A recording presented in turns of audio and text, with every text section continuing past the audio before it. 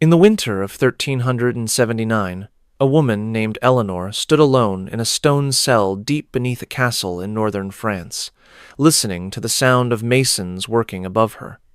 She had been 23 years old when they brought her here 6 days ago. She had been a nobleman's wife, educated, refined, accused of something she swore she had never done. For 6 days she had heard the sounds of construction, hammering, scraping, the voices of men working. On the 7th day, the sounds stopped. The door to her cell opened, and the masons entered, carrying buckets of mortar and stones. Eleanor asked them what they were doing. They would not answer. They began building a wall across the opening of her cell, sealing her inside. Eleanor screamed. She begged them to stop. She pleaded to speak to someone, anyone, to explain that this was a mistake, that she was innocent. The masons worked in silence, laying stone upon stone, mixing mortar, building the wall higher. As the wall rose to chest height, Eleanor could still see out into the corridor. She saw the castle steward watching from a distance. She called to him, reminded him that she had known him since childhood, begged him to stop this. He turned and walked away. The wall continued to rise. When it reached Eleanor's shoulders, she realized what was happening. They were sealing her in. They were burying her alive in this cell beneath the castle. She would die here in the darkness, slowly, alone, and no one would stop it because her husband had accused her of adultery, and in medieval Europe, a husband's word was law. But before I tell you what happened to Eleanor in that sealed cell, before I tell you whether she survived or how long she lasted, before I reveal the full horror of what medieval society did to women accused of adultery, I need to tell you about other women whose fates were just as terrible, whose stories reveal a system of punishment so brutal that it's almost impossible to believe it happened in Christian Europe. Because what happened to Eleanor was not unique. It was one method among dozens that medieval courts and communities used to destroy women accused of betraying their husbands. And by the end of this video, when I tell you what ultimately happened to Eleanor in that cell, you will understand that medieval Europe's treatment of accused adulteresses was worse than execution, worse than torture, worse than anything most people can imagine. This is the story of the most horrific punishments for cheating wives in medieval Europe. And I need you to understand, from the beginning, that everything I describe is documented in historical records, in court documents, in church archives, in chronicles written by medieval people themselves. These are not legends or exaggerations. These are real punishments that happened to real women, recorded by the very societies that carried them out. If you want to understand how entire civilizations can normalize systematic violence against women, how accusations become weapons more deadly than swords, how gender-based terror can be woven into the fabric of law and custom, then you need to watch this entire video.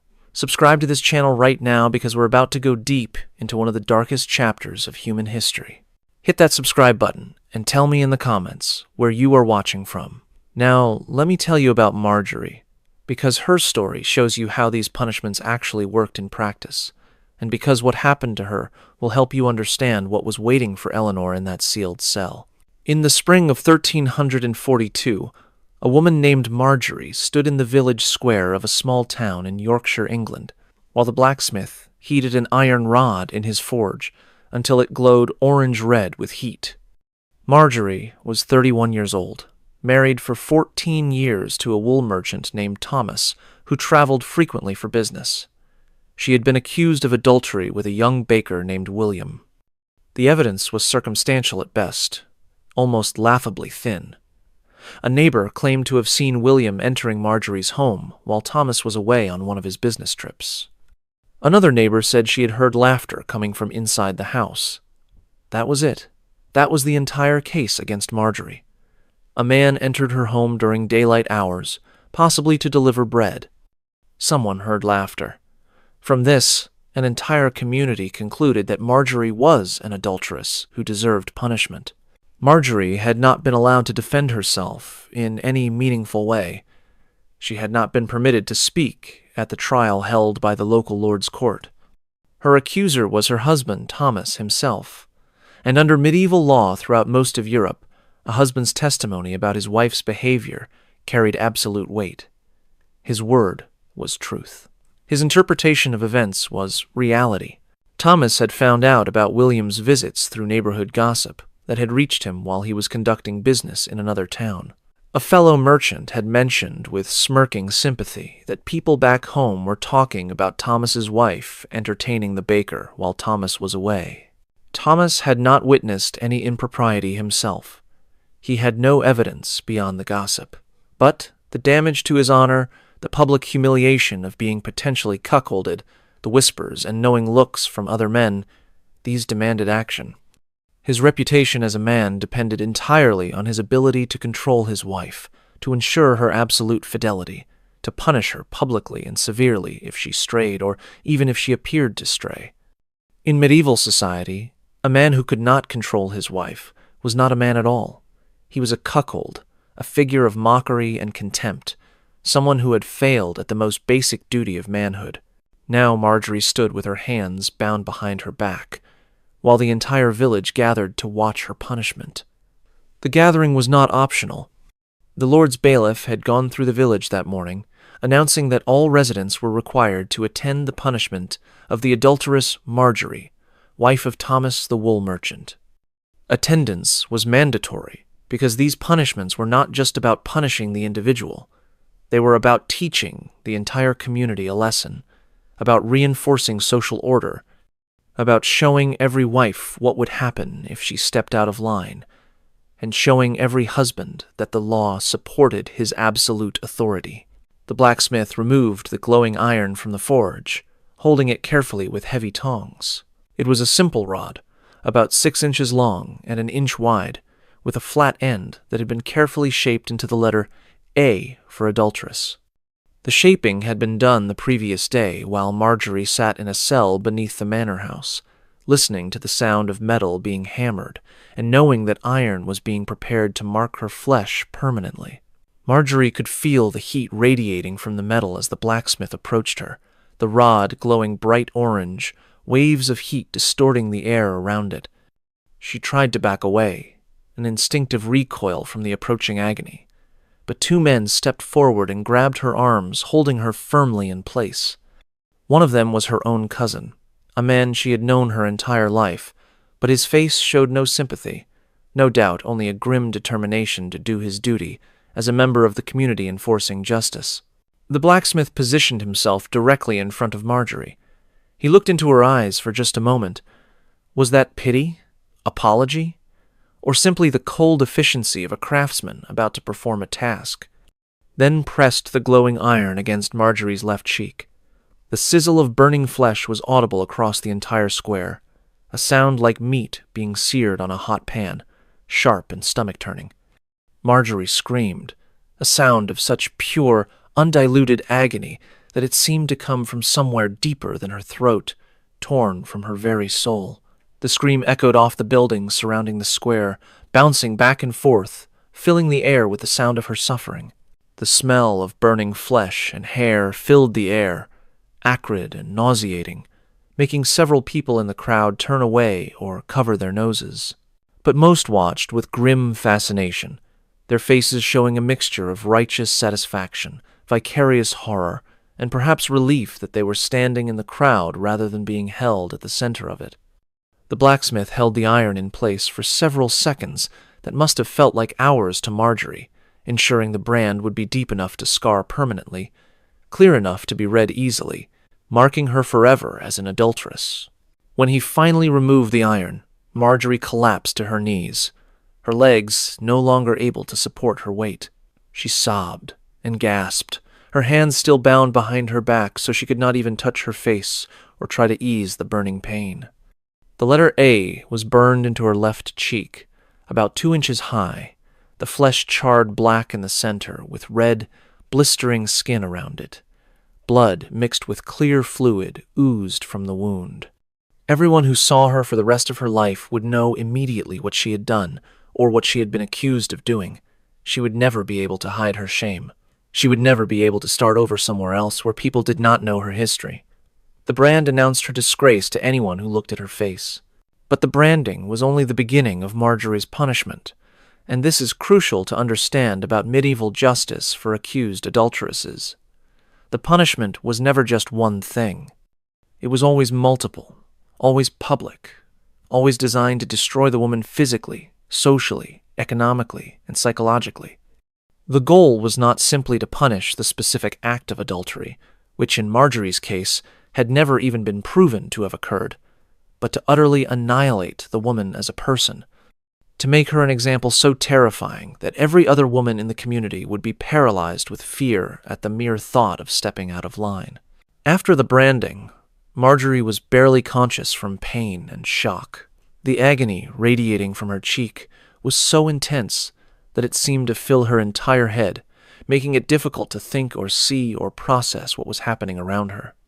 The flesh of her cheek was charred black in the center where the metal had pressed longest, already beginning to blister and swell. Blood mixed with clear fluid oozed from the wound, running down her jaw and dripping onto her dress. The pain was so overwhelming that it dominated every sense, every thought, every moment of existence. But the crowd was not satisfied. They had come for a spectacle, for justice, for entertainment that broke up the monotony of medieval village life. The spectacle had to continue.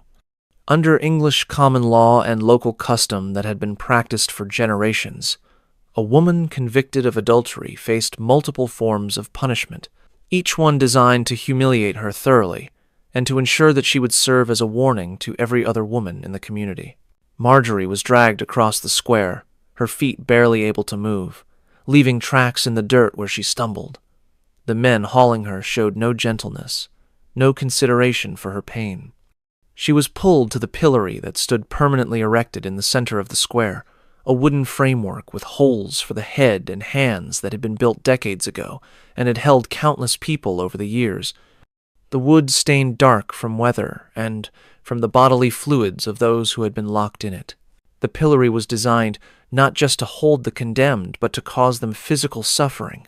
It forced the person into an extremely uncomfortable bent-over position that made breathing difficult and caused severe back and neck pain within minutes. The hole for the neck was deliberately small, pressing against the throat, and the holes for the wrists were positioned so that the arms were stretched uncomfortably. Standing in the pillory for even an hour was agonizing. Standing for 3 hours, as Marjorie would be required to do, was a form of torture in itself.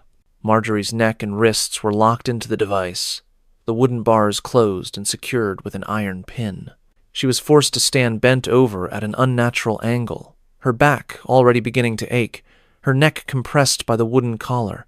A sign was hung around her neck, suspended from a rope so it dangled against her chest, reading in large letters painted in black, "Adulteress and War." The words could be read from across the square, ensuring that anyone who happened to pass by would understand exactly what crime this woman had committed and what category of person she was. Then the real humiliation began, the part that would be seared into Marjorie's memory forever, the part that would destroy something essential in her, even if her body survived. In medieval Europe, public punishment was participatory. The crowd was not just supposed to watch passively like modern observers at a criminal proceeding. They were expected to join in actively, to add their own expressions of moral outrage to the official punishment, to demonstrate their own virtue and their own adherence to community values by attacking the condemned. For Marjorie, this meant being pelted with whatever refuse the crowd could find while she was locked in the pillory, unable to defend herself, unable to dodge or escape, forced to stand there and endure whatever they chose to throw at her. The first projectile was a rotten cabbage, thrown by an old woman who lived 3 houses down from Marjorie and who had always watched her with suspicious eyes. The cabbage hit Marjorie in the face, spattering across the fresh brand on her cheek and making her scream again from the renewed agony. The impact drove bits of rotten vegetable into the burn wound, contaminating it with bacteria that would cause a severe infection within hours. Then came a barrage of refuse, as if Marjorie's scream had been a signal that opened the floodgates. Spoiled eggs that had been saved specifically for this purpose, the contents rotten and sulphurous, breaking against her head and running down her face and into her hair. Rotten tomatoes that exploded on impact, covering her in red pulp. The contents of chamber pots, thrown from close range by people who aimed carefully to ensure the waste splashed across her face and body. Mud mixed with horse manure, scooped from the streets where horses and oxen had been driven. Small stones, not large enough to cause serious injury. The authorities did not want to kill her, after all, but large enough to hurt when they struck her head and shoulders, opening small cuts that bled down her neck. The crowd jeered and shouted insults with each throw, each person trying to voice the cleverest or most cutting remark. "Whore! Faithless woman! Betrayer of your husband! Devil's bride! Corrupted flesh! Jezebel!" The insults were as much a part of the punishment as the physical assault, designed to destroy any remaining sense of dignity or self-worth. Marjorie was not just being hurt physically.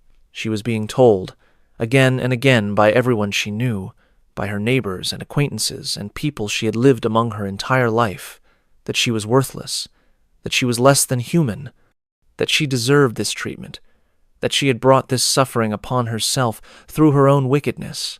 Children were specifically encouraged to participate, their parents lifting them up to get better angles for throwing or handing them particularly disgusting items to throw at the woman in the pillory. Young boys, perhaps 8 or 9 years old, competed with each other to see who could hit Marjorie with the most disgusting projectiles, laughing and celebrating each successful throw as if it were a game, learning through direct participation that this was proper treatment for women who violated their marriage vows. Young girls watched from the edges of the crowd, their mothers holding their hands or standing behind them with hands on their shoulders, all of them learning what would happen if they ever strayed from absolute obedience to their future husbands, internalizing the message that female virtue must be guarded at all costs because the punishment for failure was complete social destruction. Marjorie stood in the pillory for 3 full hours, from mid-morning until early afternoon, the sun climbing higher in the sky and heating the square, making the smell of the refuse covering her even more intense. By the end, she was covered in filth from head to foot, barely recognizable as a human being. Her hair was matted with rotten eggs and excrement. Her dress, which had been clean that morning, was soaked with every kind of refuse the village could produce. She was bleeding from where stones had cut her scalp and face. Her neck and back were in agony from being held in the unnatural position for so long. She could barely stand, her legs shaking from exhaustion and pain, only the wooden collar around her neck keeping her from collapsing. The branded cheek was severely infected from the contamination of all the refuse thrown at her. The flesh had swollen to nearly twice its normal size, turning dark purple and green around the edges of the burn. The infection was spreading into the surrounding tissue, creating an abscess that would cause Marjorie intense pain for weeks, and that might, if she was very unlucky, spread to her bloodstream and kill her from sepsis. When she was finally released from the pillory, the bailiff removing the iron pin and lifting the wooden bars, Marjorie collapsed immediately to the muddy ground. She fell forward, landing face first in the accumulated filth that surrounded the pillory, too weak to catch herself or control her fall. She lay there, unable to move, barely conscious, breathing in shallow gasps. The crowd began to disperse, having gotten the entertainment they came for, their duty to community justice fulfilled, heading home to eat dinner and discuss what they had witnessed. But wait, because Marjorie's punishment still was not finished. You might think that after being branded and spending 3 hours in the pillory being pelted with refuse by the entire village, Marjorie had suffered enough to satisfy the requirements of medieval justice. But you would be wrong. Medieval justice operated on multiple principles that demanded more. The principle that shame must be made visible in multiple ways, not just one. The principle that the entire community must participate in marking and ostracizing the transgressor through various rituals that followed traditional patterns. The principle that punishment must be memorable enough to serve as a deterrent for years or even decades, that people should be able to say, "Remember what happened to Marjorie?" and have everyone immediately understand the consequences of accused adultery. What came next would ensure that Marjorie's disgrace followed her for every remaining day of her life, and that everyone who witnessed it would never forget the consequences of being accused of betraying your husband. The next morning, Marjorie was dragged from the cell where she had spent the night lying on cold stone, still covered in the dried filth from the previous day, the wound on her face swollen and hot with infection, her entire body aching from the abuse it had endured. She was taken by the town constable, pulled by ropes tied around her wrists because she could barely walk on her own, to the river that ran along the edge of the village. A crowd was already gathering there, word having spread that the adulteress was to undergo the ducking, the traditional water punishment for women who had strayed from virtue. At the river's edge stood a device called a ducking stool, a chair made of rough wood and iron, attached to a long wooden beam that could be operated like a lever to plunge the occupant repeatedly into the water.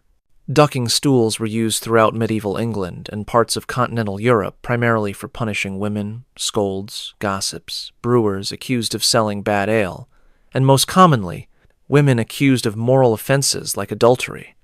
The devices were permanent fixtures in many towns, maintained at public expense just like the pillories and the gallows, standing as constant reminders of what could happen to women who violated community norms.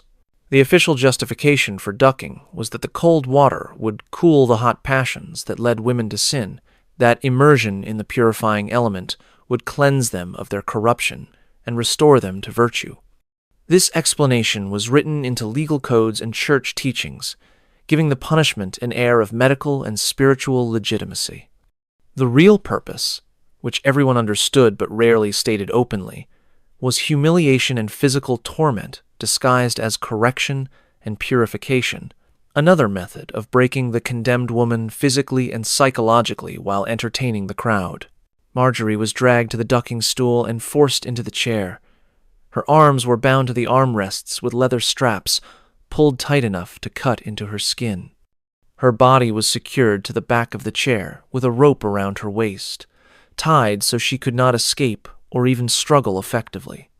The chair was designed to prevent the occupant from moving, from protecting themselves in any way, from doing anything but enduring whatever was done to them. The operator of the ducking stool, usually a town official or his assistant who was paid a small fee for this service, pulled a lever. The long beam, working like a seesaw with the chair attached to one end, swung out over the river, carrying Marjorie with it. She had just enough time to draw breath and realize what was about to happen before the operator released the lever and the chair plunged down into the water. The shock of the cold was overwhelming, like being struck by a physical blow. It was early spring, March or early April, and the river was fed by snowmelt from the hills above the village, making the water brutally cold, perhaps just above freezing. The sudden immersion made Marjorie gasp involuntarily, a reflex she could not control, and she inhaled water into her lungs. She choked and struggled against her bonds, thrashing helplessly in the chair, unable to understand what was happening or how to protect herself. Her lungs burned, her vision darkened at the edges. She was certain she was drowning, that this was how she would die, trapped underwater in this chair, that they had decided to execute her after all.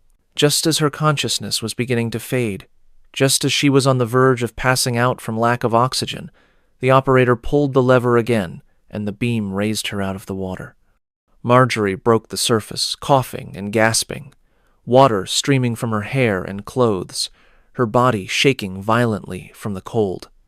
She vomited up the water she had inhaled, choking and retching, her throat raw, her chest heaving as she tried to draw breath. But she was given only seconds to catch her breath, just enough time for the crowd to see her face, to see her terror and suffering, before the operator released the lever and she plunged underwater again. And again, and again. The ducking continued for 20 plunges, each one counted aloud by the crowd who had gathered on the riverbank and on the bridge above, chanting the numbers in unison like spectators at some grotesque sporting event.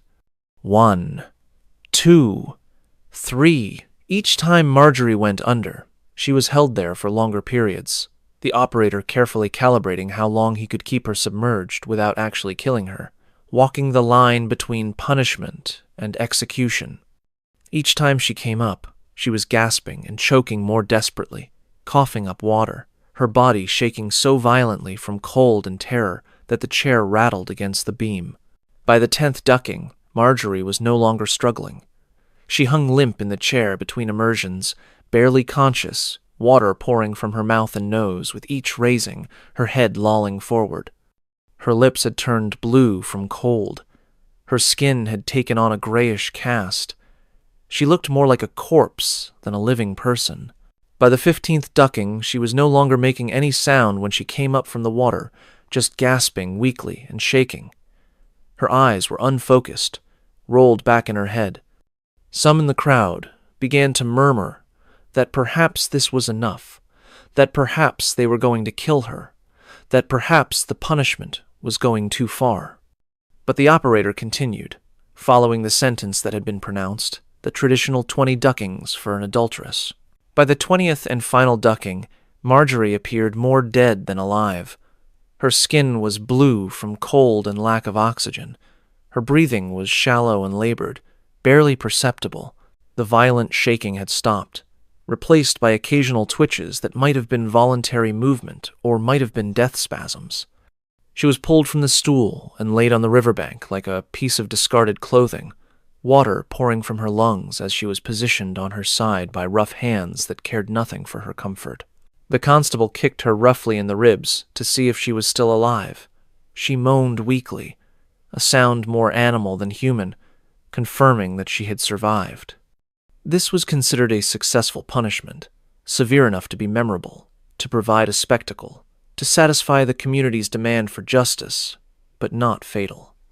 Dead women could not serve as ongoing examples of what happened to adulteresses.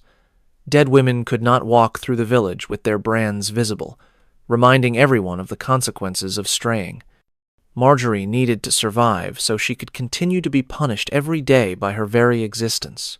The infection in Marjorie's branded cheek had worsened dramatically from immersion in the contaminated river water. Medieval rivers were open sewers where all the waste of human civilization accumulated. They were filled with human and animal waste, with the chemicals and byproducts from leather workers who treated hides in tanning pits that drained into the river, with blood and offal from butchers who slaughtered animals on the riverbank and threw the waste into the water, with all manner of refuse and contamination. The bacteria-laden water had infected the burn wounds severely, causing the flesh to swell massively, turning it dark, purple, and green, with streaks of red spreading out across her cheek and jaw that indicated blood poisoning. Marjorie developed a high fever that night, her body's attempt to fight the multiple infections ravaging her system. She spent the next week in bed in a room provided by the church, not out of mercy, but because if she died on the streets, it would create a disposal problem, delirious and close to death, her body fighting infections on multiple fronts. She survived, but the illness and the damage from the punishments changed her fundamentally. And here's what makes Marjorie's story even more tragic, even more of an indictment of the entire system. William the baker, when questioned under threat of his own punishment if he was found to have committed adultery with a married woman, testified that he had only delivered bread to Marjorie's home on the days in question. He said he had entered because Marjorie was counting out coins to pay him for previous deliveries, that the interaction had lasted perhaps 5 minutes while he waited for payment and then left. He testified that nothing improper had occurred, that he had never touched Marjorie, had never spoken to her about anything except bread and payment, that the conversations had been brief and entirely proper. But once accused by her husband, Marjorie had no effective way to defend herself against the charge. Medieval law in most of Europe operated on assumptions that made defense nearly impossible for accused women. The assumption that a husband's honor was too important to be questioned without overwhelming evidence. the assumption that protecting male reputation was more important than establishing truth. The assumption that it was better to punish a possibly innocent woman than to allow a guilty one to escape or to embarrass a husband by suggesting his accusation might be false. The assumption that women were naturally deceptive and prone to lying about their own behavior, so their testimony about their innocence could not be trusted. The system was designed to make defense nearly impossible once an accusation was made. In most medieval courts, women could not testify on their own behalf in cases involving their own supposed moral failings. This legal principle, written into law codes throughout Christian Europe, held that a woman's testimony about her own virtue was inherently unreliable because women were believed to be naturally inclined to deception in order to protect themselves. The only testimony that mattered was from the accuser, the husband, and from witnesses who claimed to have seen suspicious behavior. The standard of proof was not beyond reasonable doubt in the modern sense, but simply suspicion based on appearance of impropriety.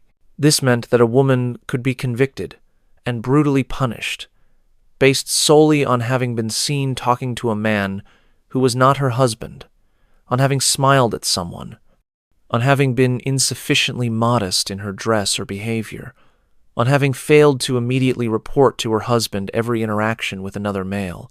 The system ensured that accusations almost inevitably led to convictions, and that convictions led to devastating punishments. The punishments destroyed not just the woman's body, but her entire social existence. Marjorie's husband, Thomas, divorced her through the ecclesiastical courts on grounds of adultery, which was automatically granted given Marjorie's conviction in the secular court. The divorce left Marjorie with no support, no property, and no legal protection.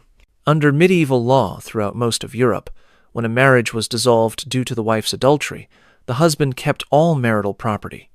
This included not just property the couple had acquired during the marriage, but even the dowry that Marjorie's family had provided when she married, which was supposed to be her security. Thomas took everything: the house, the furnishings, the money, the goods. Marjorie was left literally with nothing except the filthy dress she had been wearing during her punishments.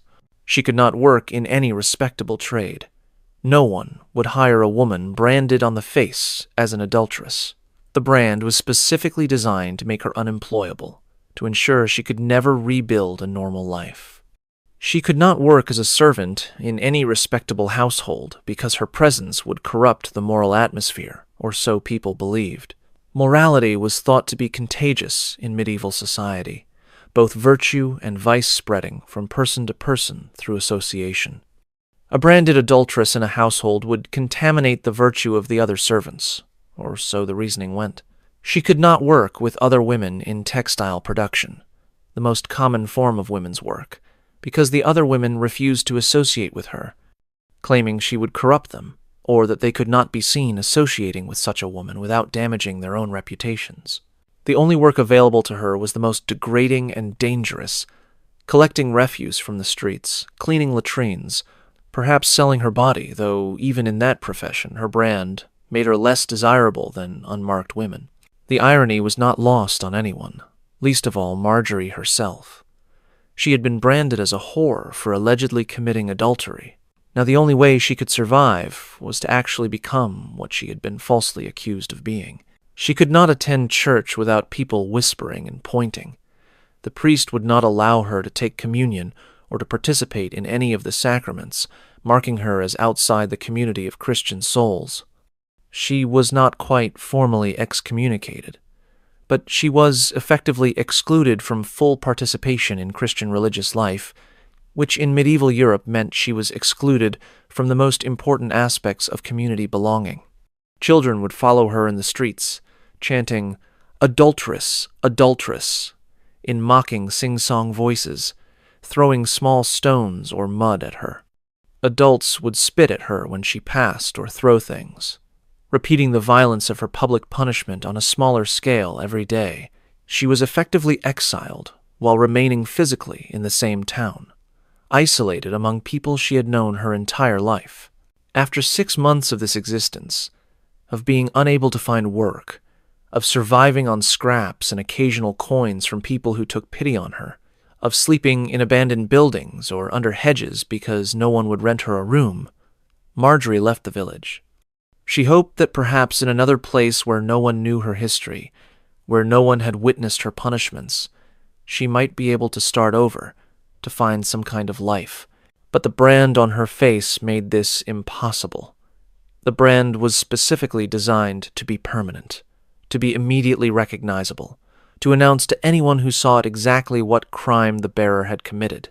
In every town and village Marjorie entered, people saw the A burned into her cheek and knew immediately what it meant. The meanings of brands were standardized across much of Europe: A for adulteress, T for thief, H for heretic, and so on. The brands were designed to be a permanent mark that followed the criminal forever, preventing them from escaping their past and starting over. Marjorie was driven away from town after town, sometimes with threats, sometimes with actual violence. In one village, men threw stones at her until she fled. In another, she was dragged before the local magistrate, who ordered her to leave immediately on pain of being whipped. In a third, women surrounded her and beat her with sticks, accusing her of trying to corrupt their community with her presence. She survived by begging on the roads between settlements, sleeping in ditches or abandoned buildings, eating whatever scraps she could find. She learned to approach people carefully, her head down, her branded cheek turned away, trying to get them to give her something before they saw the mark and understood what she was. Sometimes this worked. Sometimes she could beg a piece of bread or a few coins before people noticed. More often, they saw the brand immediately and drove her away. The chronic illness from her punishments weakened her progressively. The repeated near drownings had caused permanent damage to her lungs, scarring the tissue and reducing her ability to breathe properly. She developed a persistent cough that worsened with each passing month, especially in cold or damp weather. She would cough until she vomited, until blood came up with the phlegm, her body trying desperately to clear lungs that would never fully heal. The infection from the brand had spread through the left side of her face, causing permanent damage to nerves and tissue. She was left with chronic pain that never fully went away, a constant aching and burning sensation in her cheek and jaw. The left side of her face was partially paralyzed, making it difficult to eat or speak clearly. The scarring pulled her mouth into a permanent grimace on that side. 2 years after her conviction, in the winter of 1344, Marjorie died at age 33. Her body was found in a ditch beside a road between two small villages, frozen and partially covered with snow. She had been dead for several days before anyone found her. The local authorities in the nearest village were notified. They sent men to collect the body, which they buried in an unmarked grave in unconsecrated ground at the edge of the churchyard, the area reserved for criminals, suicides, and others deemed unworthy of proper Christian burial. Her death was recorded in the parish register as simply, "An adulterous woman found dead on the roadside, buried outside the churchyard wall." No name, no mention of family, no suggestion that she had ever been a person with a life and identity beyond her crime. This was Marjorie's end. Accused based on thin evidence, convicted in a court where she could not defend herself, brutally punished in ways designed to destroy her completely, divorced, and left destitute, driven from place to place, dying alone in a ditch and buried without ceremony in an unmarked grave. And her story was not unusual. This was normal. This was what happened to thousands of women throughout medieval Europe who were accused of adultery. But what I haven't told you yet, what you need to understand before we return to Eleanor in her sealed cell, is that Marjorie's punishment was actually one of the milder forms that medieval society used for accused adulteresses. She survived her punishments, at least initially. She lived for 2 more years. Some women were not so lucky. Some women faced fate so much worse that Marjorie's suffering seems almost bearable by comparison. Now let me tell you about Isabella, because Isabella's story will show you how noble women faced different but equally terrible punishments And because Isabella's fate is part of understanding what was waiting for Eleanor in that cell beneath the castle. Isabella was 24 years old in the year 1326, from a respected noble family in Burgundy. Her marriage had been arranged when she was 14 to Baron Geoffrey de Montfort, a wealthy landowner who was 42 at the time of the marriage and who needed heirs to continue his line. The marriage was purely political and economic, a union of two powerful families and their estates, arranged by Isabella's father and Geoffrey without any consideration of whether the 14-year-old Isabella and the middle-aged Geoffrey would be compatible, or whether Isabella had any say in the matter. In medieval noble society, daughters were assets to be traded, and their preferences were irrelevant. Geoffrey was not a kind husband. He was not particularly cruel by the standards of his class and time, but he was cold, distant, focused primarily on his estates and his political position at the Burgundian court. He spent most of his time managing his lands, hunting with his peers, and attending on the Duke of Burgundy.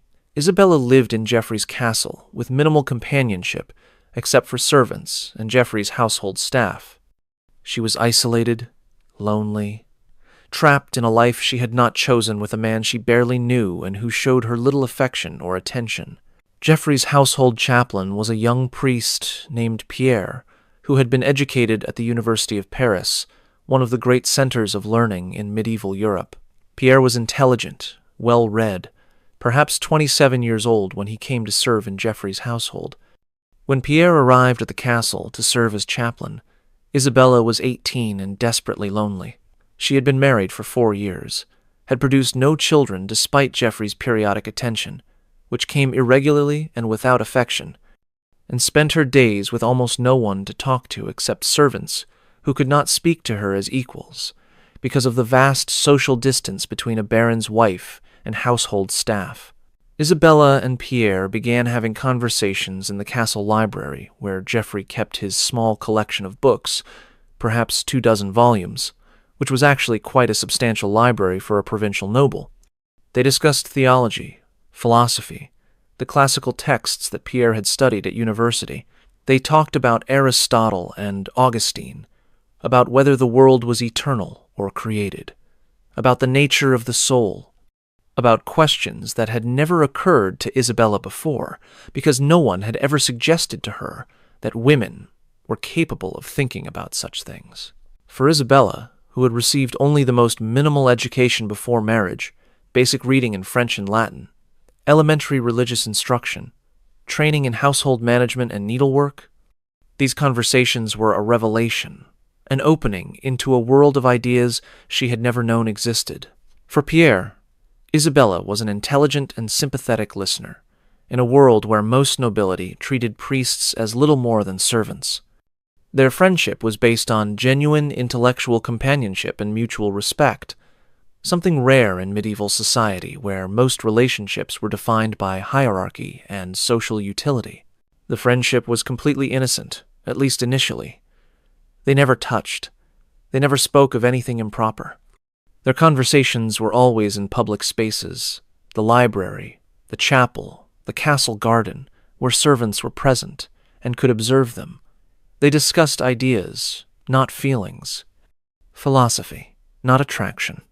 But the friendship looked suspicious to others in the household who observed them spending hours together, talking with obvious enthusiasm and enjoyment, Isabella laughing at Pierre's observations in a way she never laughed with Geoffrey. A servant, perhaps hoping to gain favor with Geoffrey, or perhaps genuinely believing something improper was occurring, or perhaps simply enjoying the chance to create drama, reported to Geoffrey that his wife spent inappropriate amounts of time alone with the chaplain. The word alone was technically false. Servants were present, but in the medieval mind, a married woman spending extended time with a man who was not her husband in any context was suspicious. Geoffrey's adult son from his first marriage, a man named Robert who was actually older than Isabella and who stood to inherit Geoffrey's entire estate, unless Isabella bore sons who would take precedence, seized on this report with enthusiasm. Robert had resented Isabella from the moment she married his father. He saw her as a threat to his inheritance, as a young woman who might yet bear sons who would displace him from his expected position.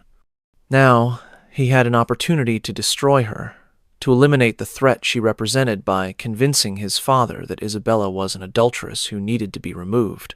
Robert went to Geoffrey and told him that rumors were circulating among the servants, and even among Geoffrey's noble peers, that Isabella and Pierre were conducting an affair, that Geoffrey was being made a fool of in his own castle, that whispers and knowing looks followed Geoffrey wherever he went, that his honor as a lord and husband demanded immediate and decisive action to stop the gossip and restore his reputation.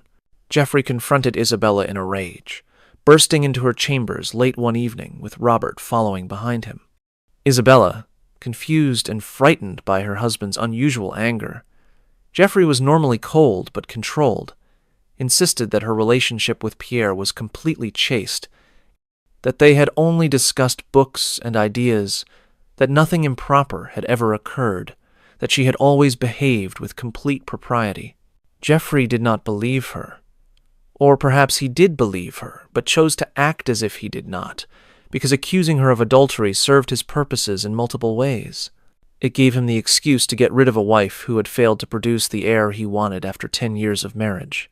It allowed him to reclaim the substantial dowry Isabella's family had provided, which would revert to Geoffrey if the marriage was dissolved due to Isabella's fault. It demonstrated his authority and decisiveness to his peers, and it protected his honor by showing that he was man enough to control his household and punish an errant wife.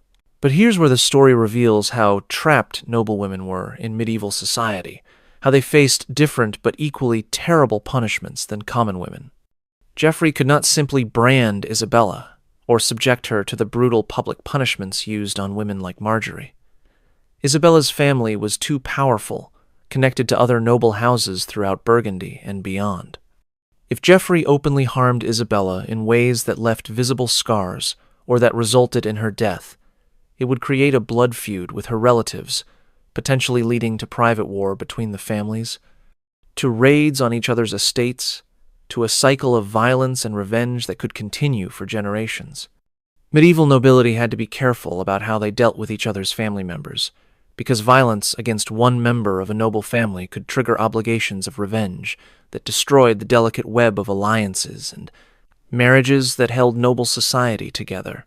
So Geoffrey chose a different method, one that was legal throughout Christian Europe, religiously sanctioned by the Church, and that would permanently remove Isabella from his life while avoiding direct violence that might trigger retaliation from her family. He announced that Isabella would be sent to a convent for spiritual correction and penance.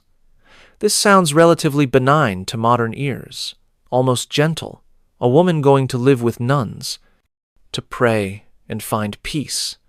But the reality was far darker.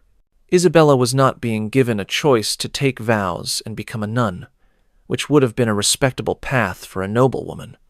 She was being forcibly imprisoned in a convent for the rest of her life, without her consent, separated from the world against her will, her property and inheritance forfeited to Geoffrey. Her legal existence effectively ended. And the convent Geoffrey chose was not a comfortable establishment for noble daughters, but a harsh penitentiary, specifically designed to house women whose families wanted them disappeared. The convent was in a remote area of the Alps, accessible only by difficult mountain paths, isolated from other settlements, a place where women could be locked away and forgotten.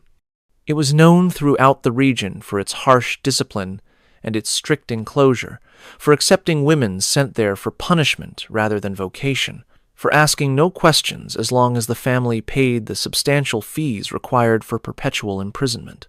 Isabella was taken there by armed guards in the middle of the night, roused from her bed without warning, not allowed to gather possessions or say goodbye to anyone.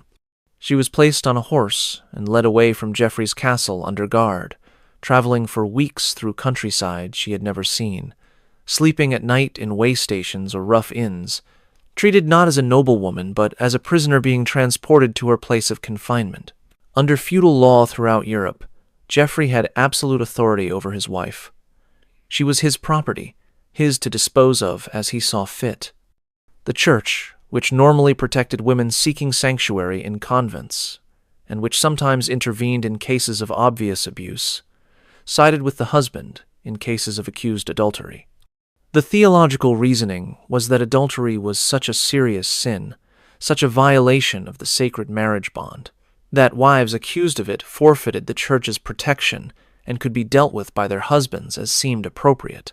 When Isabella arrived at the convent after the long journey, she was immediately processed according to the institution's procedures for unwilling penitents, procedures that had been refined over decades of accepting women sent there against their will. She was stripped of her noble clothing, the fine dresses made of wool and linen, the jewelry, the well-made shoes, all the markers of her status, and dressed in a coarse woolen habit that scratched her skin and provided minimal warmth in the cold mountain climate. Her long hair, which noble women traditionally wore in elaborate styles as a mark of status and femininity, was shaved completely bald as a traditional sign of penance and humiliation. The shaving was not done gently. A rough-handed nun used dull shears to hack away most of the hair, then scraped Isabella's scalp with a blade, nicking the skin in several places so that blood ran down her neck. Isabella wept during the shaving, not from physical pain, but from the violation of having this happen to her, from having her identity as a noblewoman quite literally cut away. She was told by the abbess, a woman who had spent 40 years in this convent, and who had overseen the imprisonment of dozens of women sent there for similar reasons, that she would spend the rest of her life here in prayer and fasting, atoning for her sin of adultery, even though Isabella continued to insist she had done nothing wrong. The abbess told Isabella coldly, her face showing no sympathy or doubt, "Your protests of innocence mean nothing here. Your husband has declared you an adulteress. He is your lord and master, given authority over you by God and by law. His word is truth. That is all the truth that matters in this place. You will confess your sin. You will do the penance prescribed for you, and you will spend your remaining days in prayer, begging God's forgiveness for your wickedness." The conditions of Isabella's confinement revealed that this was not about spiritual redemption or giving her a chance to reform her character. This was about destroying her, about burying her alive where she could never trouble Geoffrey again. Isabella was locked in a cell barely 6 feet wide and 8 feet long, with stone walls and a stone floor, and a single small window set high in the wall that let in minimal light and no warmth. The window was barely a foot square, covered with iron bars, positioned too high for Isabella to look out and see anything but a small patch of sky. The cell contained a wooden plank for a bed, with no mattress or blankets, just the hard wood. A bucket in the corner served as a latrine, emptied once per day, and that was all. No chair, no table, no possessions of any kind. She was given 1 meal a day, delivered through a slot in the door. The meal consisted of a piece of bread, sometimes a thin soup if she was lucky, and a cup of water. This was barely enough to sustain life, intentionally insufficient to keep her in a state of weakness and chronic hunger. The constant malnutrition would make her too weak to resist, too weak to cause trouble, slowly breaking her body down over the years.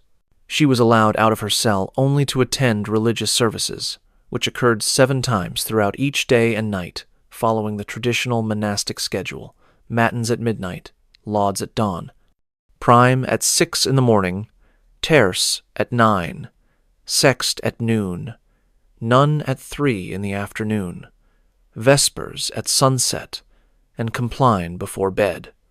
These services, which would have been spiritually meaningful for someone who had chosen religious life, became a form of torture for Isabella, disrupting sleep continuously and ensuring constant exhaustion. During these services, Isabella was required to prostrate herself before the altar, lying face down on the cold stone floor, and confess her adultery publicly in front of the other nuns and the few other imprisoned women. She had to say in a loud voice, "I, Isabella, confess before God and this holy community that I am an adulteress, that I betrayed my husband, that I corrupted my soul through wickedness, that I deserve the punishment I have received. If she refused to speak these words, or if she tried to protest her innocence, she was beaten with rods by other nuns and denied even the minimal food she normally received until she complied. The worst part of her confinement was not the physical suffering, but the isolation. Isabella was forbidden from speaking to any of the other women in the convent.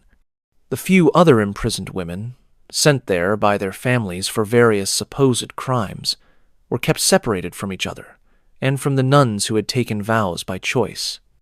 Isabella could see other people during services, could hear their voices, but she was not allowed to communicate with them. If she tried to speak to anyone, she was beaten and returned to her cell for days without being allowed to leave, even for services. She was not allowed to receive letters or visitors. She was cut off completely from the outside world, from her family, from anyone who had known her before. She had no way of knowing what was happening in the world beyond the convent walls. No way of knowing if Geoffrey had remarried, if her family had tried to intervene on her behalf, if Pierre, the chaplain, had been punished or had fled. She was buried alive in a stone cell in the mountains, forgotten by everyone except Geoffrey, who had the satisfaction of knowing his honor had been defended and his problematic wife had been eliminated without the mess of execution. Isabella lived in that convent for 23 years before she died at age 47. 23 years. More than 2 decades locked in a cell barely large enough to lie down in, fed one minimal meal per day, allowed to speak to no one, cut off from every person she had ever known, with no hope of release, no possibility of appeal, no way to prove her innocence or to be heard by anyone who might help her. She never saw her family again. Her father had died within 5 years of her imprisonment, never knowing what had become of his daughter beyond being told she was doing penance in a convent. Her younger siblings, who had been children when she was taken, grew up barely remembering her, told only that their sister had committed a terrible sin and was being punished for it. She never learned what happened to Pierre, the chaplain, who had been sent away from Geoffrey's service immediately after the accusation and who disappeared from the historical record, probably fleeing to another region to avoid being charged as Isabella's accomplice, perhaps changing his name, perhaps abandoning the priesthood entirely to avoid questions about his past.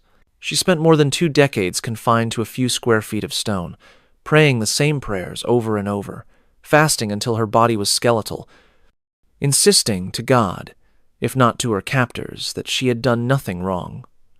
The isolation and the harsh conditions broke her health progressively. She developed chronic illnesses from the cold and damp, from the malnutrition, from never seeing sunlight.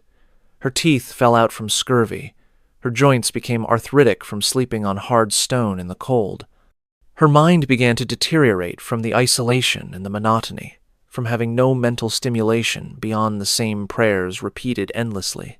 When she died in 1349, her body was buried in an unmarked grave in the convent cemetery, a place where imprisoned women were buried without ceremony or remembrance.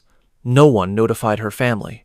Geoffrey, who had remarried within 2 years of sending Isabella away, and who had finally gotten the heir he wanted from his second wife, never knew or cared when Isabella died. Isabella's existence was simply erased, as if she had never been born. 23 years for having conversations with a priest in her husband's library. 23 years for laughing at someone else's observations. 23 years for an accusation that was never proven, and that was probably entirely false. Isabella's story shows how noble women, despite their wealth and status, were just as trapped as common women like Marjorie, just as vulnerable to accusations, just as powerless once a husband decided to act against them. But before Isabella was sent to the convent, there was a trial, and what happened during that trial reveals how thoroughly rigged the system was against accused women. Isabella's trial took place in Geoffrey's own baronial court, a court he controlled as the local feudal lord, with judges who were his vassals, men who owed their positions and their livelihoods to Geoffrey's favor. The verdict was never in doubt. The trial was a formality designed to give legal cover to a decision Geoffrey had already made. Isabella was not allowed to speak in her own defense. This was not unusual. In most medieval courts throughout Europe, women were not permitted to testify in their own cases when accused of moral offenses. The legal reasoning was that women were naturally deceptive, that they could not be trusted to tell the truth about their own behavior, that their testimony would inevitably be lies designed to escape punishment. Only male testimony was considered reliable enough to base a verdict on. Geoffrey presented his evidence, such as it was. The testimony of servants who claimed to have seen Isabella and Pierre alone together in the library on multiple occasions. Never mind that alone meant in a room where those same servants were present, where the door was open, where anyone passing could see in. The testimony of Geoffrey's son Robert, who claimed that Isabella had confessed her affair to him in a moment of weakness, weeping and begging him not to tell his father, a complete fabrication, but one that could not be challenged, because Isabella was not allowed to speak, and Robert's testimony as a nobleman carried absolute weight. And Geoffrey's own testimony about his wife's suspicious behavior, her excessive interest in books and learning, her inappropriate familiarity with the chaplain, her failure to show proper wifely obedience and submission, the fact that Geoffrey had paid little attention to Isabella during their marriage, that he had left her isolated and lonely, that he had failed in his own marital duties. None of this was relevant. The only thing that mattered was whether Isabella had given Geoffrey cause to doubt her faithfulness, and his word on that question was final. But Isabella had one option, one slim hope of proving her innocence. She could submit to trial by ordeal, a practice that was still used in many parts of Europe in the early 14th century, even as the Church was beginning to officially discourage it. Trial by ordeal was based on the theological principle that God would intervene to protect the innocent, that the Almighty would not allow an innocent person to suffer harm during the ordeal, that the outcome would reveal divine judgment on the accused person's guilt or innocence. The most common ordeal for women accused of adultery was the hot iron ordeal. Isabella was told that if she was truly innocent, she could prove it by carrying a piece of heated iron for a specified distance, in her case, 9 paces. The iron would be heated until it glowed red. Isabella would be required to pick it up with her bare hands and carry it the required distance before dropping it. Her hands would then be bandaged carefully, and she would be locked in a room to await judgment. 3 days later, the bandages would be removed, and her hands would be examined. If they had healed cleanly, with no infection or signs of severe burning, God had shown her innocence. If they were badly burned, infected, or failed to heal properly, God had revealed her guilt. Isabella agreed to the ordeal, desperate to prove her innocence, willing to undergo any trial that might save her from being locked away forever. She was taken to the great hall of Geoffrey's castle, where the ordeal would be conducted before witnesses. A brazier had been set up, filled with hot coals. An iron rod, perhaps 18 inches long and an inch thick, was placed in the coals and left there for what seemed like hours, while the court assembled and priests said prayers asking God to reveal the truth. When the iron was finally removed from the brazier, it glowed bright red, almost white in the center, radiating heat that could be felt from several feet away. The priest, in charge of the ordeal, used heavy iron tongs to remove it from the coals and carried it carefully to where Isabella stood, her hands already trembling with fear. He told her to take the iron and carry it 9 paces, then drop it. 9 paces, he said, was the traditional distance for the ordeal, based on ancient practice and religious significance, 9 being a sacred number associated with completion and perfection in medieval numerology. Isabella forced herself to reach out and grasp the iron rod, closing her fingers around the metal that was hot enough to boil water on contact. The pain was instantaneous and beyond anything she had ever experienced or imagined possible. It felt as though her hands were exploding, as though every nerve in her body had suddenly ignited. The smell of her own flesh burning filled her nostrils, a smell like meat cooking but more horrible because it was her own body. She could hear the sizzle of her skin against the metal. She could see the smoke rising from where her palms touched the rod. But she forced herself to hold on, to grip the iron despite every instinct screaming at her to drop it. She forced herself to take one step, then another, counting in her head, trying to focus on the numbers rather than the unimaginable pain. 1, 2, 3. Each step took what felt like an eternity. 4, 5, 6. Her vision was darkening at the edges. She could feel herself starting to faint from the pain. 7, 8, 9. She dropped the iron and collapsed immediately to the floor, her hands held out in front of her, shaking violently. The flesh of her palms blackened and blistered, already swelling. The pain was so intense that she could not even scream, could not make any sound beyond small, whimpering moans. She looked at her hands and could not recognize them as her own. The flesh was charred black in places, bright red, and already blistering in others. She could see exposed tissue beneath the burned skin. It was impossible to imagine how this level of damage could ever heal. Her hands were wrapped immediately in bandages that had been prepared for this purpose, strips of linen that were supposedly clean but that in reality contained all the bacteria present in medieval cloth. Isabella was taken to a locked room to await the judgment. For 3 days she lay there in agony, unlike anything she had thought possible. Her hands throbbed with pain that seemed to pulse through her entire body with each heartbeat. The burns swelled until her hands were twice their normal size, the bandages becoming tight and cutting off circulation. She could feel heat radiating from the wounds, could feel the infection spreading through her hands and up her arms. She was given no pain relief beyond occasional cups of wine that did almost nothing to dull the agony. Medieval medicine had little to offer for burns beyond washing them with wine or covering them with various ointments, none of which were effective against the severe burning and inevitable infection. Isabella spent 3 days in a state of constant agony, barely able to sleep, unable to think about anything except the pain in her hands. On the 3rd day, the bandages were removed in front of the assembled court. Everyone gathered to witness the judgment of God, to see what the ordeal had revealed about Isabella's guilt or innocence. The bandages were unwrapped slowly, each layer sticking to the burned flesh and having to be pulled away, causing Isabella to scream with renewed pain each time. When the final layer was removed, her hands were revealed to the court.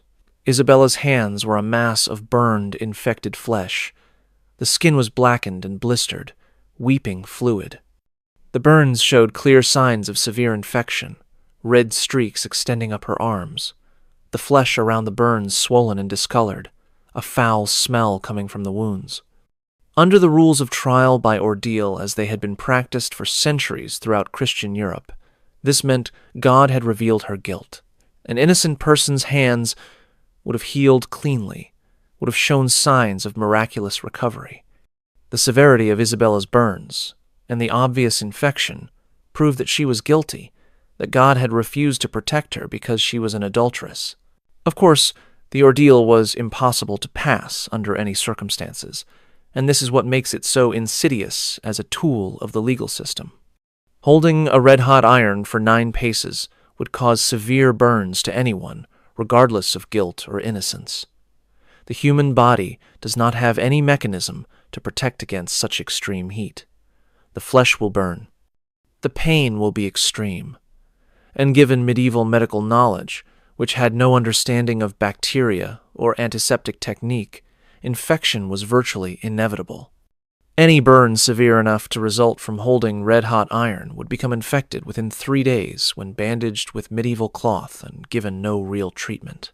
But the ordeal provided religious and legal cover for what was really a predetermined outcome. Geoffrey wanted his wife gone. The trial by ordeal gave him a way to make that happen with the appearance of divine sanction, with God himself appearing to confirm that Isabella was guilty. How could her family object when God himself had revealed her guilt through the ordeal? How could anyone question Geoffrey's decision to punish her when the Almighty had made his judgment clear?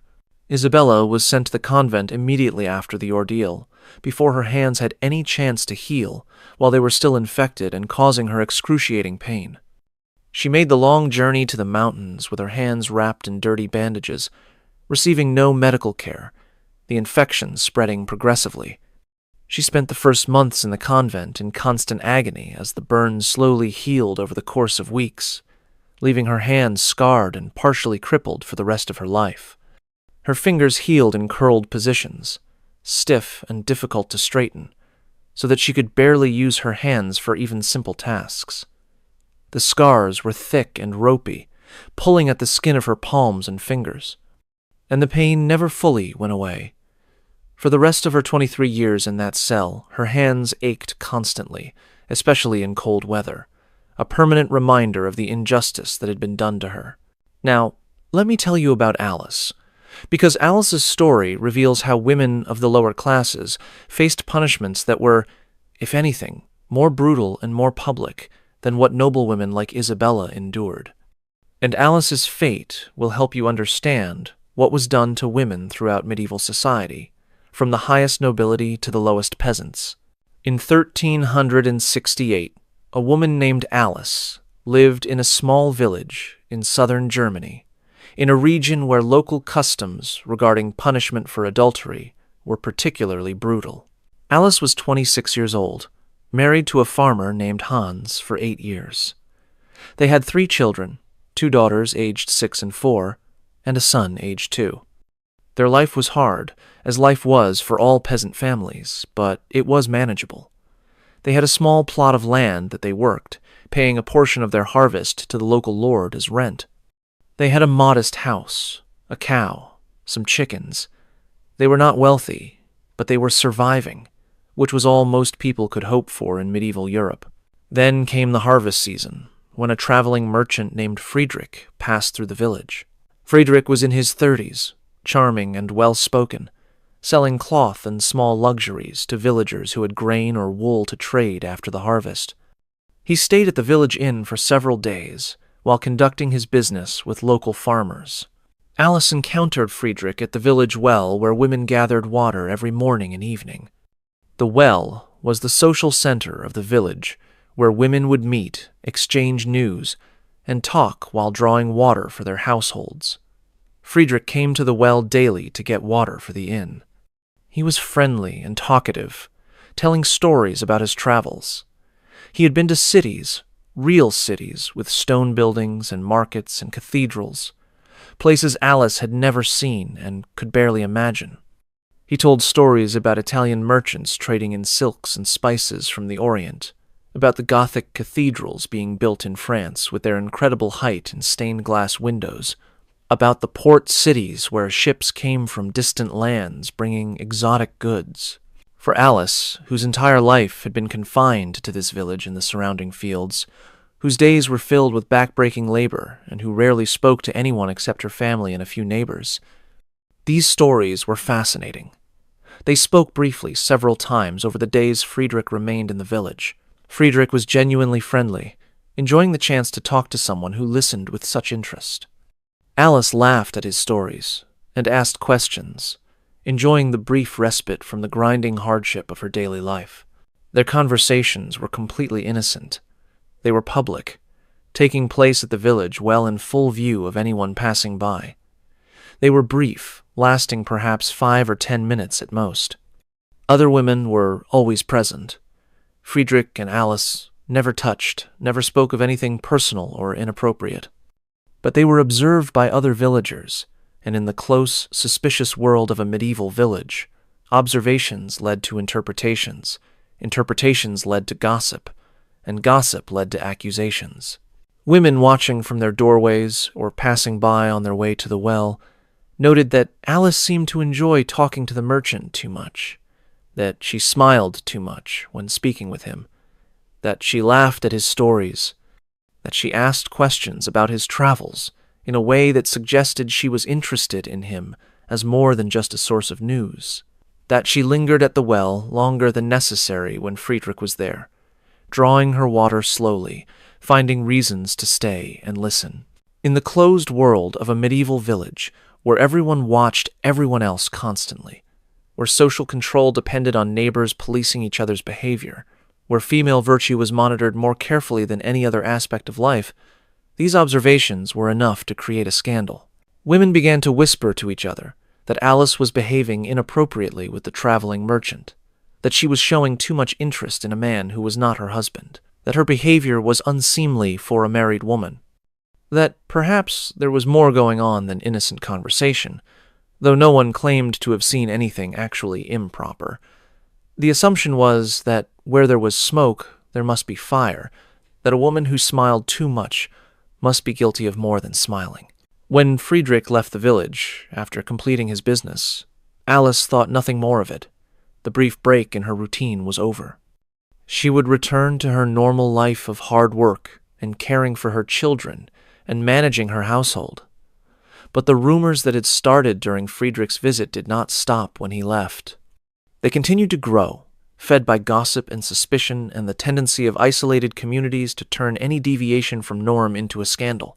Hans heard the rumors within days of Friedrich's departure. Other men in the village, some perhaps genuinely concerned, others perhaps enjoying the chance to gossip and feel morally superior, told Hans that his wife had been seen behaving inappropriately with the traveling merchant, that she had smiled too much, talked too much, shown too much interest, that people were talking, that Hans's reputation was being damaged, that he needed to do something to restore his honor and control his household. Hans was humiliated. His honor as a man in medieval village society depended entirely on his ability to control his wife, to ensure that she behaved with absolute propriety, to maintain order in his household. The rumors suggested that he was a weak husband who could not manage his own wife, who allowed her freedoms that led to improper behavior. He was becoming a figure of mockery, the man whose wife smiled at traveling merchants. He had to act decisively and publicly to restore his reputation and demonstrate that he was master of his household. Hans went to the village council, an assembly of male landowners, who met regularly to settle disputes and to enforce community standards. The council served as the local court for minor matters, operating under customs that had developed over generations. Hans formally accused Alice of adultery with the traveling merchant Friedrich. He demanded that she be punished according to traditional law, to restore his honor and to warn other women about the consequences of improper behavior. Alice was not present when these charges were brought. She was not informed that her husband had gone to the council. She had no idea that an accusation had been made until men came to her house the next day to drag her before the council. She was given no time to prepare, no opportunity to gather evidence or think about her defense. She was simply taken from her home, her children crying and confused as their mother was hauled away by village men. At the council meeting, Alice tried to defend herself. She insisted that she had only spoken briefly with Friedrich at the village, that the conversations had been public and innocent, that nothing improper had occurred. She pointed out that she had never been alone with Friedrich, that other women had always been present, that she had only listened to his stories and asked a few questions. She begged the council to speak to the other women who had been at the well and who could confirm that nothing improper had happened. But the council was not interested in her defense. In their view, the evidence against her was overwhelming. Multiple witnesses had seen her talking to Friedrich on multiple occasions. Multiple witnesses testified that she had smiled and laughed with him, that she had shown obvious enjoyment of his company, that her behavior had been inappropriately friendly. This was sufficient for conviction under the customary law of that region and time. The standard was not proof of actual adultery, but simply behavior that could be interpreted as showing interest in another man, because such interest itself was considered a form of betrayal, a violation of the absolute fidelity that wives owed their husbands. The council declared Alice guilty of adultery based on her suspicious behavior, even though there was no evidence of any physical impropriety, no claim that anyone had seen her alone with Friedrich, or touching him, or speaking inappropriately, no witnesses to anything more than public conversations at a village well. The fact that the evidence would not have been sufficient to convict anyone of anything in a modern court was irrelevant. In medieval village justice, the appearance of impropriety was as damnable as actual impropriety, and a woman's friendly behavior toward a man who was not her husband was proof enough of adultery. The council ordered that Alice be subjected to traditional German punishment for adulteresses, a set of rituals that had been practiced in that region for generations. She would be stripped naked, her head shaved completely, and paraded through the village while being whipped. Then she would be mutilated, her left ear cut off and her forehead branded, to mark her permanently, so that everyone who saw her would know what she had done. This combination of public humiliation, physical pain, and permanent marking was designed to destroy Alice completely while providing a spectacular warning to every other woman in the village. Now, what I'm about to describe happened, and I need you to understand that this is documented, that this was normal practice in many parts of medieval Europe, that thousands of women went through variations of this punishment. On the appointed day, carefully chosen to be a market day, when the village would be crowded with people from surrounding areas, village men came to Alice's home early in the morning. They dragged her from her house despite her screams and protests. Her 3 young children watched, crying hysterically, as their mother was taken away. The oldest daughter, only 6 years old, tried to hold onto her mother's skirt, but one of the men roughly pushed the child away, sending her sprawling in the dirt. Alice was dragged to the village square where a large crowd had already gathered. The entire village had turned out for this spectacle, and people from neighboring villages had come as well, word having spread that an adulteress would be punished. Public punishment was entertainment in medieval society, a break from the tedium of daily life, a chance to see justice performed, and to feel morally superior by participating in the condemnation of a sinner. Alice was forced to stand in the center of the square while the village headman read the charges against her in a loud voice. She was accused of adultery with the traveling merchant Friedrich, based on her inappropriate behavior at the village, based on multiple witnesses who testified to her excessive friendliness and interest in a man who was not her husband. Alice tried to protest, tried to explain that she had only spoken briefly with the merchant, that nothing improper had occurred, that the conversations had been public and innocent. But her protests were shouted down by the crowd, which jeered and called her liar and whore. Then the humiliation began. Alice was surrounded by several women who had been designated to strip her. These were not strangers, but women Alice had known for years, neighbors and acquaintances. They grabbed her clothing and began tearing it away roughly. Alice tried to resist, to hold on to her dress, to preserve some modesty, but she was overpowered. Within minutes she stood naked in the center of the square, exposed to the gaze of hundreds of people. The exposure was devastating for Alice, violating every norm of modesty that had been drilled into her since childhood. Medieval peasant women were taught that their bodies must always be covered, that exposure was shameful, that only a husband should see a wife's naked body. Now Alice stood naked before everyone she had ever known, men, women, children, all staring at her, judging her body, seeing what should have been private. She tried to cover herself with her hands, but the men holding her pulled her arms away, forcing her to stand fully exposed, arms at her sides, while the crowd stared and made crude comments about her body. Her long hair, which she had never cut in her adult life, and which she wore in the braided style of married women, was next. A woman approached with sheep shears, the large scissors used for cutting wool from sheep, not designed for cutting human hair. The shearing was not done carefully or gently. The woman grabbed handfuls of Alice's hair and began cutting, the dull shears pulling and tearing rather than cutting cleanly. Alice could feel the shears yanking at her scalp, could feel strands of hair being pulled out by the roots when the blades failed to cut through. The woman worked her way around Alice's head, hacking away the long braids, letting the hair fall to the ground where it was trampled by the crowd. When most of the long hair was gone, she used the shears to cut as close to the scalp as possible, leaving Alice's head covered with uneven stubble. Then a man stepped forward with a razor, the same type used for shaving men's faces, and scraped away the remaining stubble, cutting so close to the scalp that he repeatedly nicked the skin. Blood ran down Alice's head and neck from dozens of small cuts.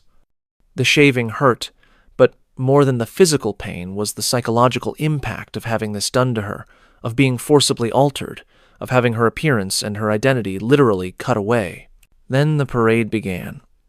Alice was forced to walk naked through every street of the village, driven forward by men with sticks who poked and struck her if she tried to stop or slow down or cover herself. The route had been carefully planned to take her past every house, down every street, to ensure that every resident of the village witnessed her humiliation. A man followed directly behind her, with a whip made of multiple leather strips, and he struck her across her back and legs every few steps, maintaining a steady rhythm of blows. The whip left red welts that quickly turned to bruises on Alice's skin. After the first several strikes, the whip began to break the skin, drawing blood that ran down her back and legs. Alice screamed with each blow, unable to maintain any dignity or composure, reduced to an animal-like state of pure suffering. The man wielding the whip showed no mercy, no variation in his rhythm, striking her again and again as she stumbled forward through the village streets. But the whipping was not the only violence Alice faced during the parade. The entire village participated. This was expected, required even. To refuse to participate would suggest sympathy for the adulteress, would mark one as potentially corrupt oneself. So everyone joined in. Women Alice had known for years, women she had worked alongside in the fields, women whose children played with her children. These women spat on her as she passed. They shouted insults, calling her whore and betrayer and devil's bride.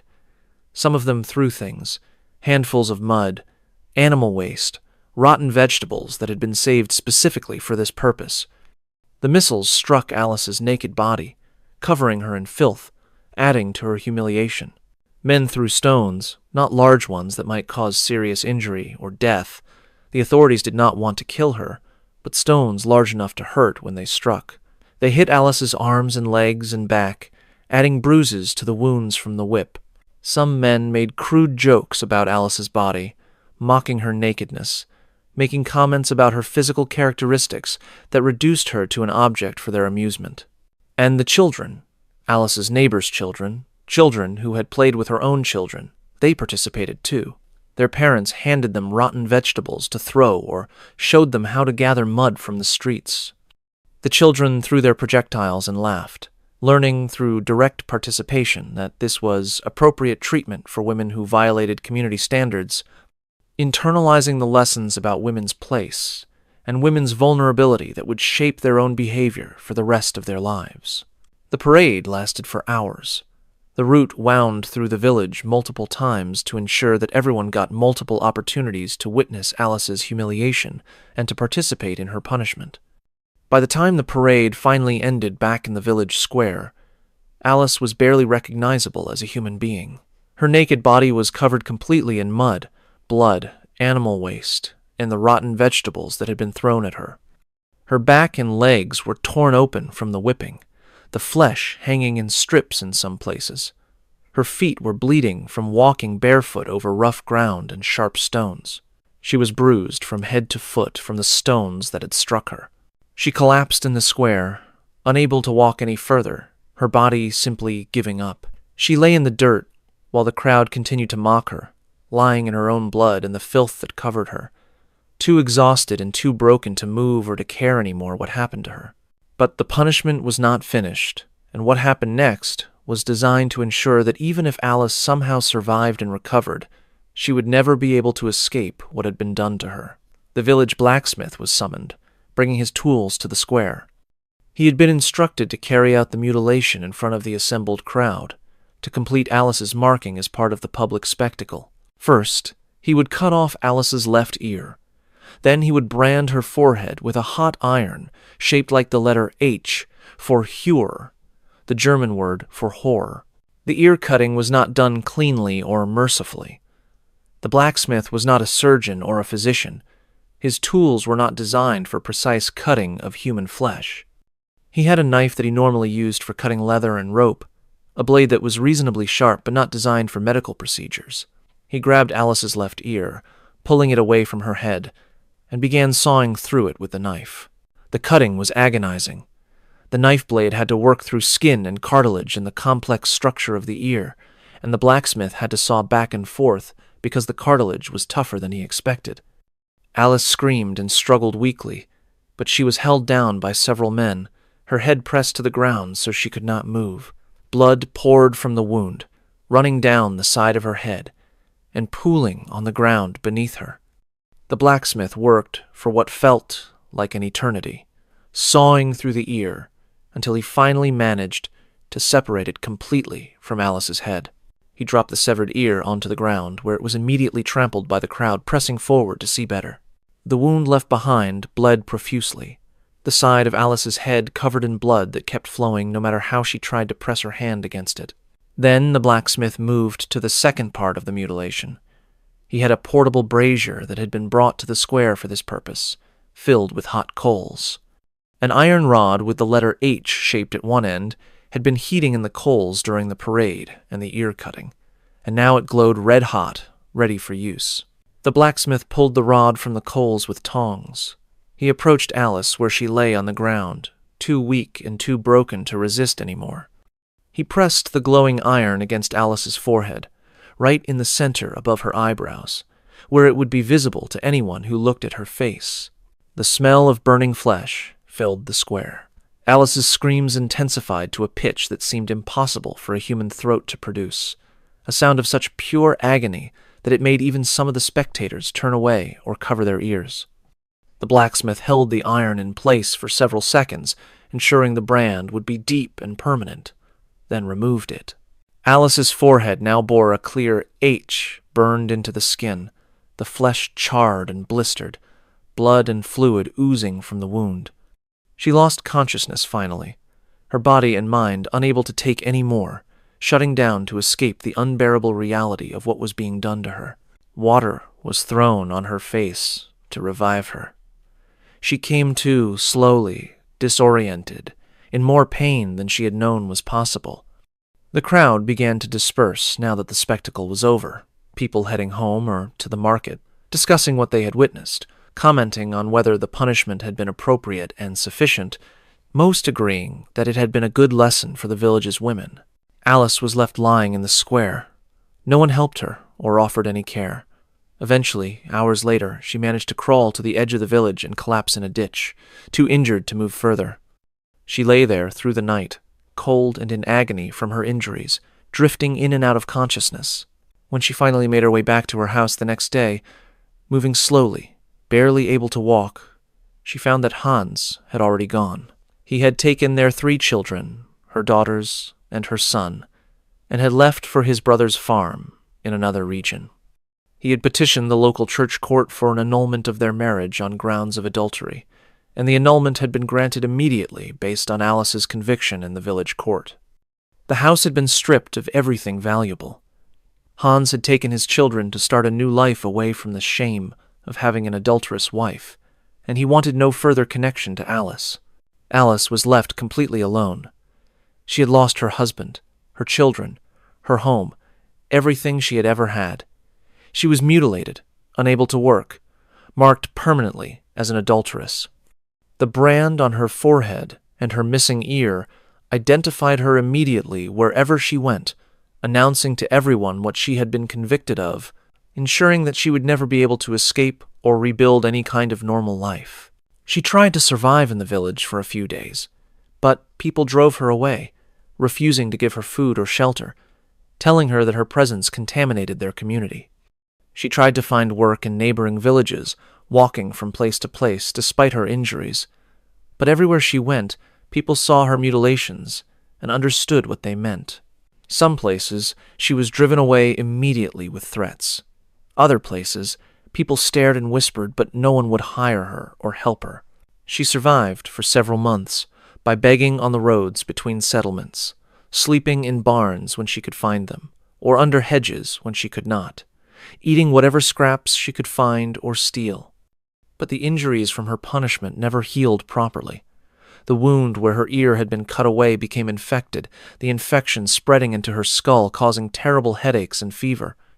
The brand on her forehead became badly infected from contamination and lack of treatment, the flesh around it swelling and turning green. In the winter, weakened by chronic infection and malnutrition, suffering from injuries that had never received any medical care, Alice developed a severe fever. She was found dead in a ditch beside a road between two small villages several days later by travelers who reported the body to the nearest town. The local authorities sent men to collect the corpse. She was buried in an unmarked grave in unconsecrated ground at the edge of the cemetery, the area reserved for criminals, beggars, and others deemed unworthy of Christian burial. Her death was recorded in the parish registers simply as an adulterous woman found dead on the road near the village boundary.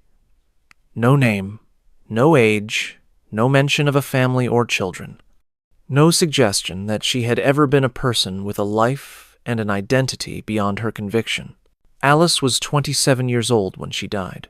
She left behind 3 children who grew up without their mother, told only that their mother had been a bad woman who had sinned and been punished and who was not to be mentioned. The youngest, her son, was only 2 when she was taken away and had no memories of her at all. The older daughters remembered their mother but were taught to be ashamed of her, to never speak of her, to consider her an example of what happened to bad women. And here's what makes Alice's story absolutely devastating, and what you need to understand. The merchant Friedrich, when later questioned by traveling church officials who were conducting a routine inspection of local justice practices, testified under oath that he had never had any improper interaction with Alice beyond brief public conversations at the village well. He said that she had been completely proper in her behavior, that she had simply listened to his stories and asked a few questions, that nothing remotely resembling adultery or even flirtation had occurred. He expressed surprise and horror when told what had happened to her, saying that he had thought nothing of their conversations at the time. But by then Alice was dead, destroyed by an accusation based on nothing more than the fact that she had talked to a strange man and smiled and shown interest in stories about places she had never seen. Her crime, if it can even be called that, was being friendly to a traveler. That was sufficient for conviction, for torture, for mutilation, for being driven to death in a ditch. Alice's story shows how the mere appearance of impropriety, the smallest deviation from perfect modesty and absolute submission, the slightest display of personality or interest in anything beyond the narrow confines of home and husband, could destroy a woman's life completely in medieval Europe. Now, I promised you that I would tell you what happened to Eleanor, the woman we met at the beginning of this story, the woman who was being sealed into a cell beneath a castle in 1379. And now that you understand what happened to Marjorie and Isabella and Alice, now that you understand the range of punishments that medieval society used against accused adulteresses, you can understand what Eleanor's fate represents. Eleanor was sealed into that cell, the wall rising stone by stone until it reached the ceiling, until there was no opening except a small gap at the top, barely large enough to pass through a cup and a piece of bread. She was left in complete darkness, unable to see anything, unable to tell day from night, unable to do anything except sit on the cold stone floor and wait. For the first days, Eleanor screamed. She begged to be released. She promised anything, everything, if only someone would break down the wall and let her out. She protested her innocence over and over, insisting that she had done nothing wrong, that the accusation was false, that this was unjust. But no one answered. No one came. The only sound was her own voice, echoing off stone walls. After about a week, the screaming stopped. Not because Eleanor had been released, or because the situation had improved, but because she no longer had the strength to scream.